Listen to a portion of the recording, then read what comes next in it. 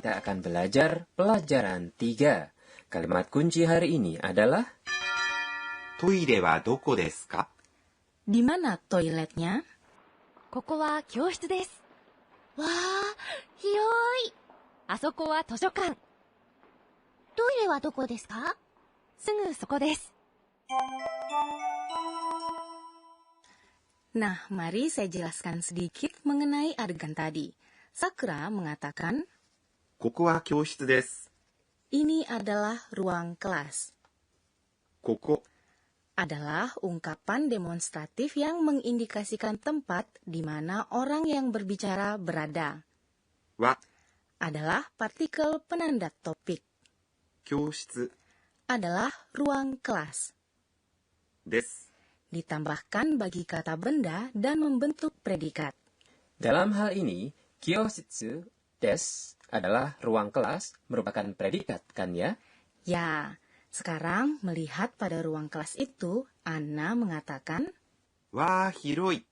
wah luas. Anda bisa mengucapkan わあ、 saat Anda terkejut atau tergugah. 広い。 Adalah kata sifat, artinya adalah luas. Apa lawan kata hiroi? Lawannya adalah sempit. 狭い。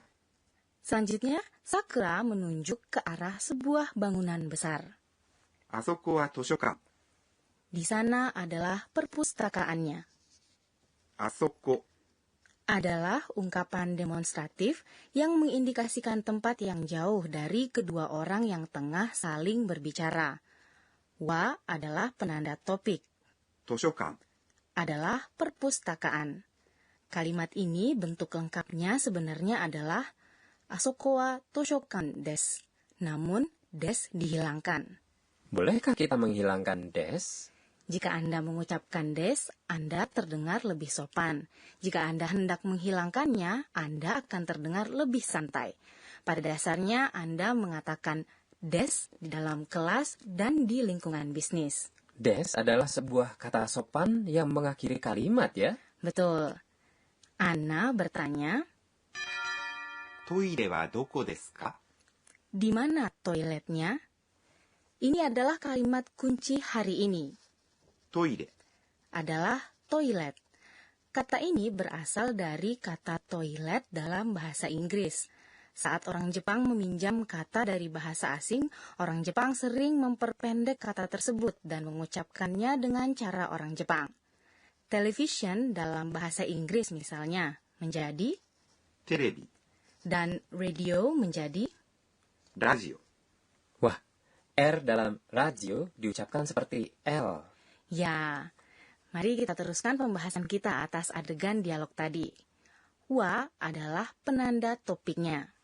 どこ Adalah di mana. ですか? Adalah bentuk pertanyaan dari des. Jika Anda menambahkan partikel ka setelah des, Anda membuatnya menjadi sebuah pertanyaan. Dan kita mengajukan pertanyaan dengan intonasi yang menanjak ya. Betul, saat kita mengajukan pertanyaan dalam bahasa Jepang, kita biasanya menambahkan ka di akhir kalimat dan mengucapkan kalimatnya dengan intonasi yang menanjak. Sekarang mari kita ucapkan bersama. トイレはどこですか?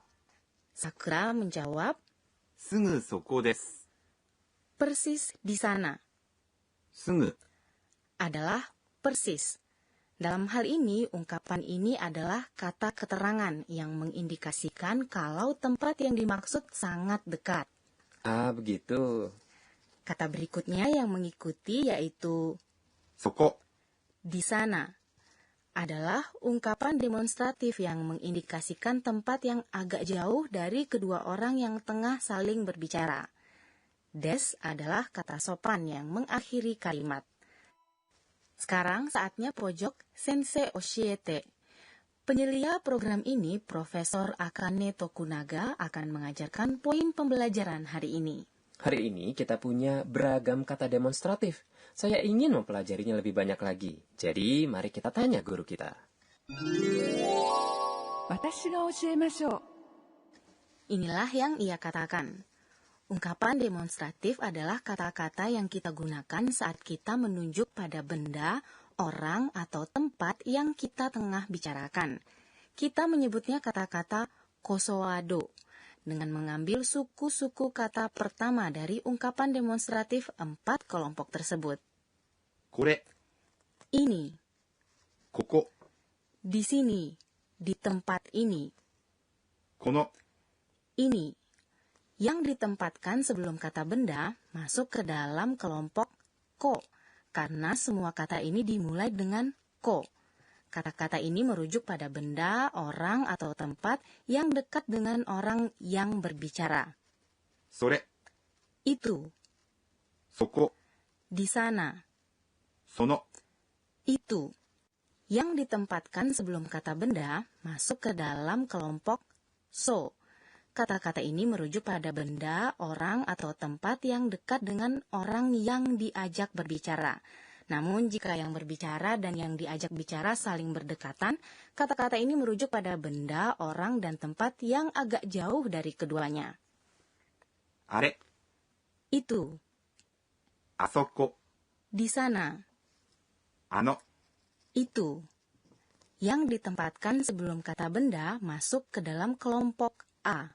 Kata-kata ini merujuk pada benda, orang, atau tempat yang jauh, baik dari orang yang berbicara maupun yang diajak berbicara. どれ、 Yang mana? どこ、 Di mana? どの、 Yang mana? Yang ditempatkan sebelum kata benda berada dalam kelompok do. Saat Anda menunjukkan arah, Anda mengatakan こちら、 sebelah sini, そちら、 di sana, あちら、 sebelah sana, どちら、 sebelah mana. Kata-kata kosoado adalah sangat penting dan kami sering menggunakannya.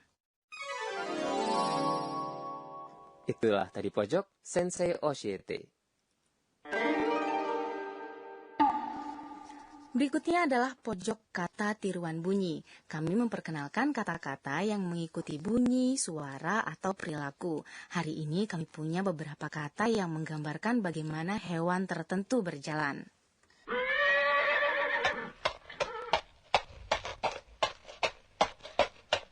Itu adalah suara kuda berjalan. Bagaimana kita menggambarkannya? パカパカ、 Seekor kuda berjalan paka-paka. Seekor gajah yang jauh lebih besar berjalan. のっしのっし、 Lalu, Novriana, bagaimana menggambarkan seekor kelinci yang melompat-lompat? Untuk kelinci yang melompat-lompat, ぴょんぴょん。 Kalimat kunci hari ini adalah トイレはどこですか？ di mana toiletnya?